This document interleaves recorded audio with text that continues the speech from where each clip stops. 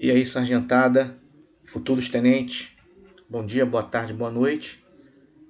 Próxima aula, revoltas regenciais. Aula 28, segunda parte. Lembrando que nós ainda estamos fechando o assunto período regencial, que vai de 1831 até 1840. Hoje falaremos das revoltas. Falaremos aqui, é claro, dos itens básicos sobre essas revoltas, mas com certeza será suficiente para o seu concurso. Vamos também falar, galera, o último vídeo eu cometi alguns erros e eu estou fazendo aqui algumas correções. Falar do poder moderador, aonde eu citei no último vídeo, lembrando que o poder moderador ele foi extinto em 1834 com o ato adicional. Falar principalmente do avanço liberal, que vai de 1831 até 1837. Aí nós temos três governos. Nós temos o governo da regência trina provisória, regência trina permanente, que vai até 1835, e o governo da regência una, do padre Feijó, que vai de 35 até 37. Então, nesse período, esses governos regenciais tiveram uma característica liberal. Então, avanço liberal, tá? Houve um erro de digitação na aula anterior, nos slides, então eu estou corrigindo aqui. E, por último, a morte de Dom Pedro I, que eu disse no vídeo anterior que foi em 1836, na verdade ele vem a falecer em 1834, né, de tuberculose, em Portugal, com aproximadamente 35 anos de idade, tá? A morte de Dom Pedro I. Bem, vamos então falar das revoltas, né? Nós tivemos 4 revoltas, somada com a dos malês, que nós falaremos também, que ocorreu na Bahia. Tivemos a cabanagem no Pará, a balaiada, a sabinada e também farrapos no sul. Aqui nós temos o mapa do Brasil indicando as regiões aonde ocorreram, né, essas revoltas: Pará, Maranhão, Bahia, Santa Catarina e mais Rio Grande do Sul. Então falaremos aqui de alguns tópicos principais. A primeira revolta, a cabanagem. A cabanagem ocorreu na região do Grão-Pará, e houve uma participação da elite, né, fazendeiros da região, e a população mais pobre, conhecida como cabanos. Temos uma imagem aqui no finalzinho do slide, você pode perceber que tem uma casa de palafita, de madeira, ou uma cabana. Os cabanos eram conhecidos por esse nome por morarem em casas como essas, que ficavam à margem dos rios, né? E o motivo principal dessa revolta foi uma repressão muito forte do governador da província, na época, o descaso do governo central com a região, pois a região era muito pobre. Então você tinha a população mais pobre passando necessidades altíssimas, tendo dificuldade de consumir, por exemplo, produtos básicos, tá, pessoal? Então essa população, a princípio, ela se soma com a elite.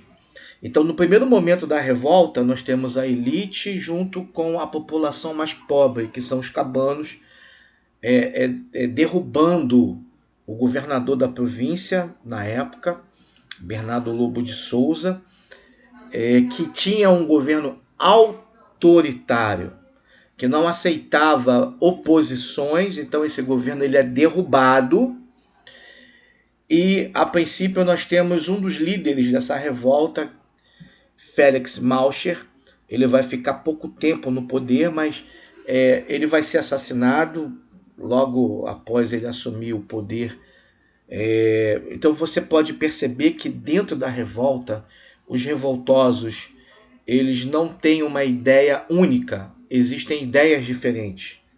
Dentro dos revoltosos, no caso, né? Eles pensam de forma diferente a ponto de assassinar Félix Malcher, e depois Eduardo Angelim acaba assumindo essa liderança. Com o decorrer da revolta, a elite do Grão-Pará, percebendo a proporção, o tamanho que a revolta irá tomar, então a elite ela acaba deixando de fato essa revolta, e quem assume são os cabanos, a população mais pobre, né? São os mestiços, os trabalhadores comuns, os ex-escravos, ou então escravos, indígenas, trabalhadores rurais, no caso, acabam participando, assumindo essa revolta, levando, né, essa revolta para o interior também do Grão-Pará. E o que eles desejavam? Eles desejavam melhores condições de vida.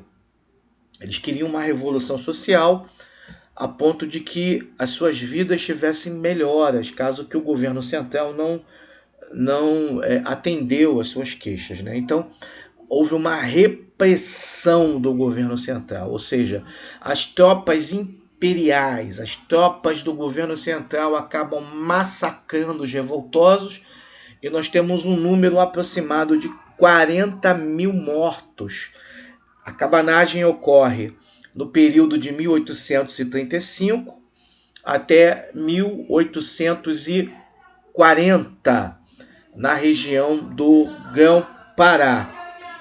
Muito bem, nós agora falaremos da Revolução Farroupilha. A Revolução Farroupilha ocorreu, né, na região sul do nosso país, no Rio Grande do Sul, junto com Santa Catarina, primeiramente Rio Grande do Sul, e logo depois a região de Santa Catarina. Causas. A Revolução Farroupilha, diferente da cabanagem, teve participação da classe dominante, né? Dos estancieiros. Professor, quem eram os estancieiros? Eram os fazendeiros que criavam gado, que vendiam carne bovina, né? Vendiam charque. O que era o charque? Para quem não sabe, carne seca, né? Carne bovina. Esses fazendeiros, eles tinham a concorrência também dos fazendeiros da Argentina e do Uruguai, que distribuíam carne para o restante do Brasil. E os impostos que esses fazendeiros gaúchos pagavam eram maiores do que os fazendeiros do Uruguai, por exemplo. Então, esse era o motivo principal da queixa, da reclamação desses estancieiros. Reclamação essa que não foi atendida. O governo central simplesmente não atende essa reclamação, e nós temos uma revolta interna. Esses fazendeiros, eles vão criar um exército particular e vão lutar, vão depor, vão derrubar, vão fazer uma deposição do governo provinciano da época. E quem vai assumir esse governo será Bento Gonçalves, que é filho de um dos fazendeiros, que é também um dos líderes dessa revolta, que inclusive vai fundar a República Rio-Grandense. Então, durante um período, a Revolução Farroupilha ela vai ser desligada do restante do Brasil. A Revolução Farroupilha, que vai durar 10 anos, que vai de 1835 até 1840, 10 anos, né? Desculpa, 1845, perdão. Ela vai terminar no segundo reinado, na gestão de Dom Pedro II, inclusive, tá? Será a revolução que irá durar o maior tempo. Eu vou repetir aqui para você fixar. 1835 até 1845. Tá, pessoal? Essa revolução, ela vai... Bem, foi a revolução que mais durou no período regencial. Ela durou 10 anos, conforme disse ainda há pouco. Eu vou repetir aqui para não haver dúvidas, né? 1835 até 1845. Por que o nome se chamou Guerra dos Farrapos ou Revolução Farroupilha?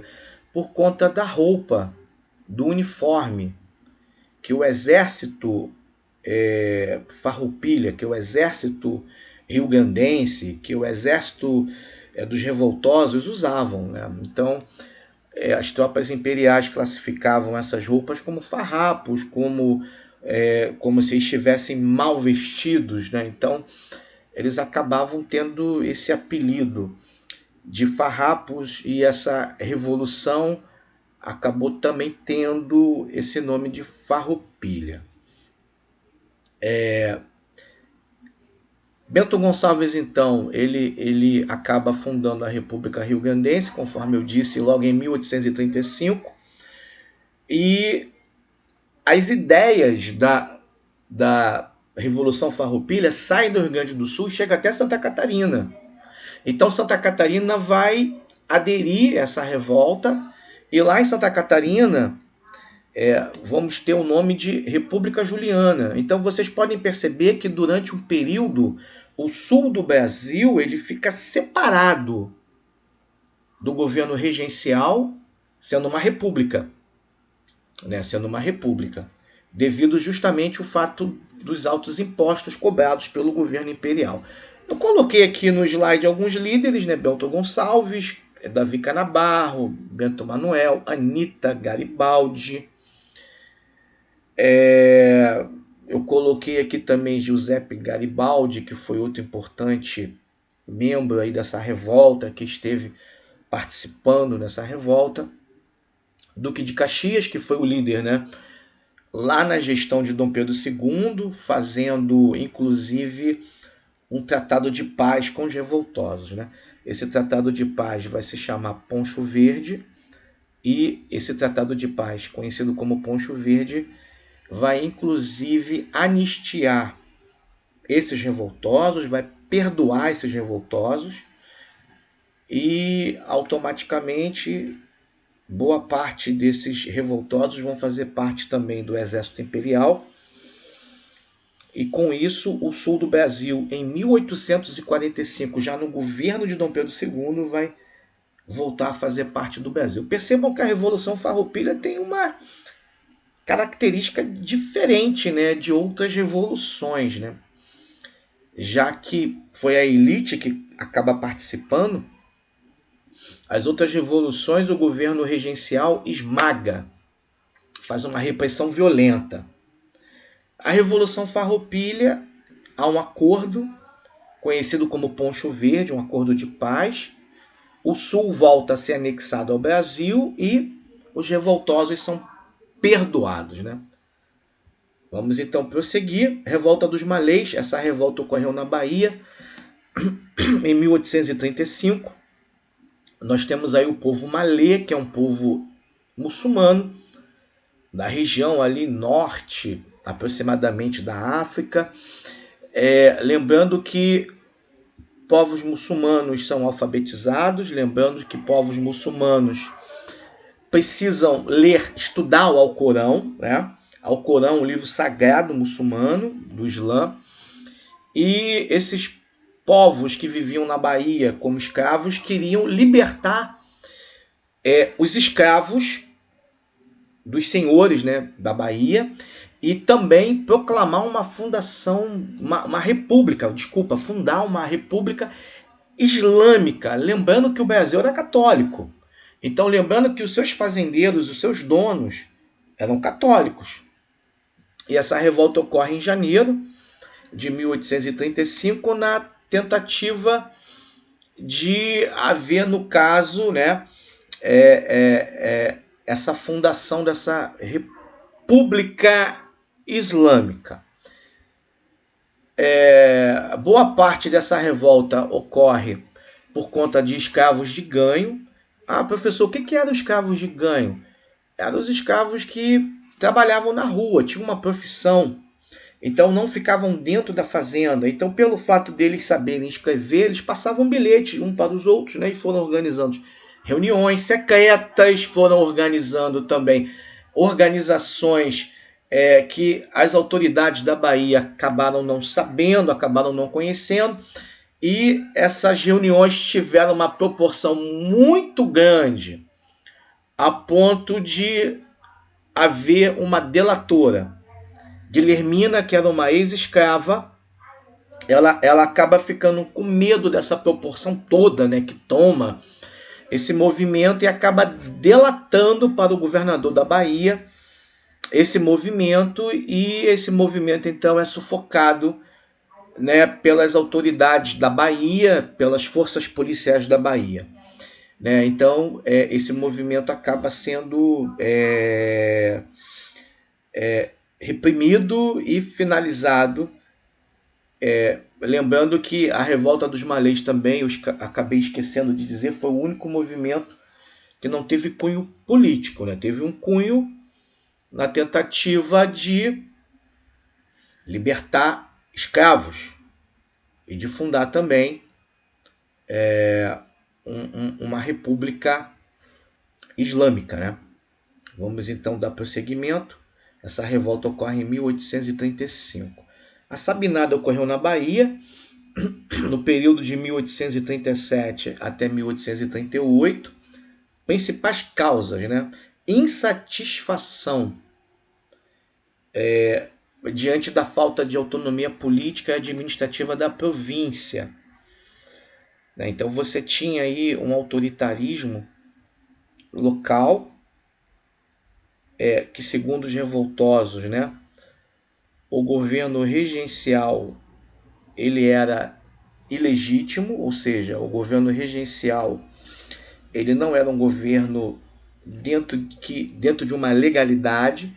Então os revoltosos queriam derrubar o governo da Bahia, fundar uma república, porém tem uma característica bem peculiar, né, na Sabinada.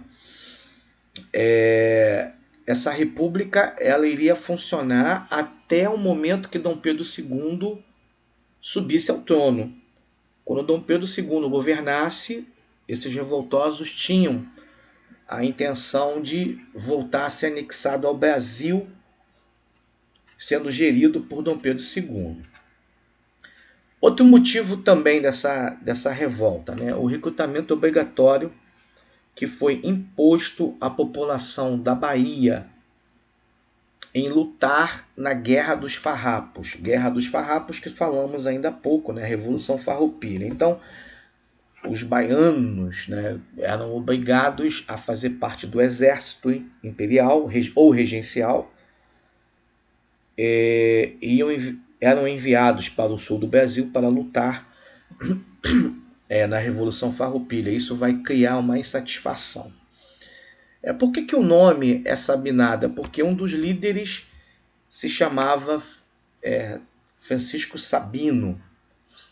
Era um jornalista, era médico também, era uma das lideranças. Então, devido a esse nome, nós vamos ter aí o nome da revolta como Sabinada. Bem, como ocorre o desfecho dessa revolta?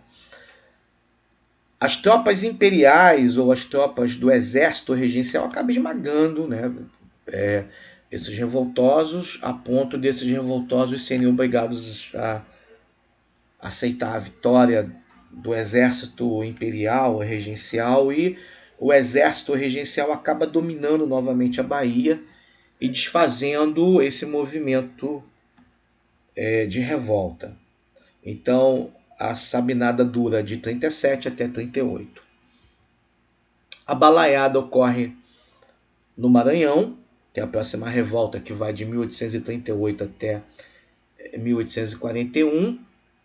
É uma revolta de cunho popular, devido às péssimas condições de vida que haviam na região, devido também ao governo autoritário da região.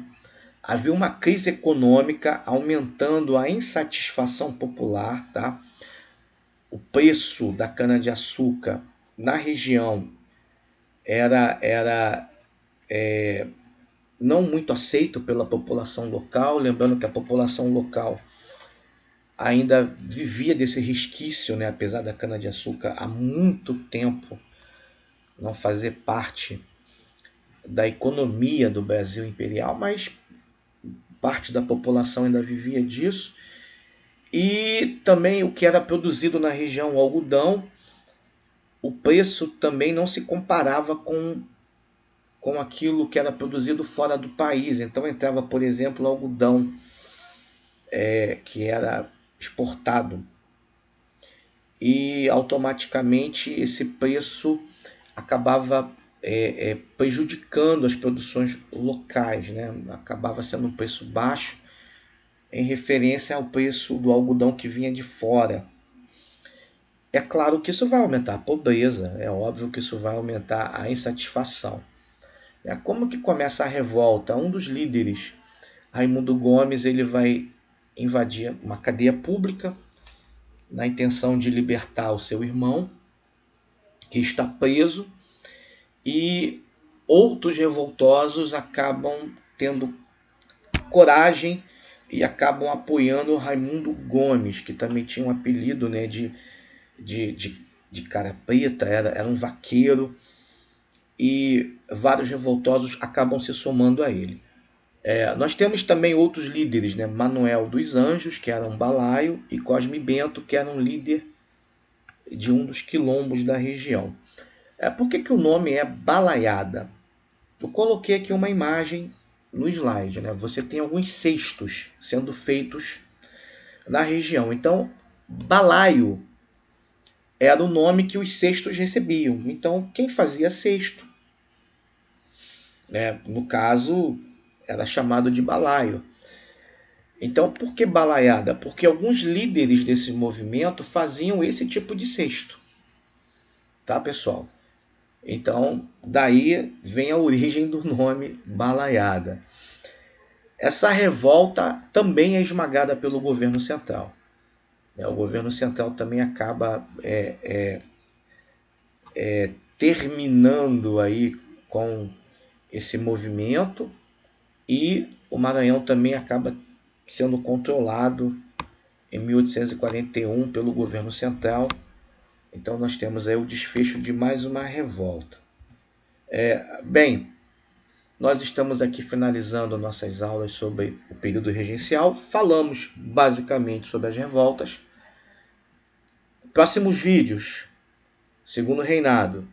Segundo Reinado é imenso, né, pessoal? Também irei dividir esse vídeo, ou melhor dizendo, nessas aulas, em partes diferentes, e estarei sinalizando para os senhores, tá? Um beijo no coração, sargentada, cadetada, futuros tenentes, e até a próxima aula, tá bom? Um abraço, fiquem todos com Deus aí.